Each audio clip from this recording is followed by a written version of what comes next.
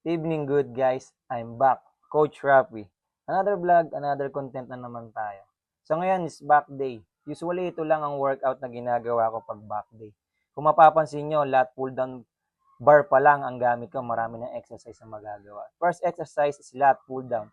Ito yung compound na exercise natin na nakadesign to target lats. Next is behind the neck lat pull down. Ito naman yung variation ng lat pull down at exercise used to build the muscle of the back. Pero ito ay based sa pag-aaral. Kung mapapansin nyo, halos sa pulang mid-back natin yan. Ang second to the last and last exercise ko dito ay halos pang lats pa rin ang target muscle. So, reverse lat pull down and close grip lat pull down. Daily routine after workout is flex. So guys, pwede nyo siyang gayahin pag back day kayo pero hindi ko sinabi na paulit-ulit nyo siyang gagawin. Okay? Muling maraming salamat at ulit sa inyong panonood. Don't forget to follow, like, and share.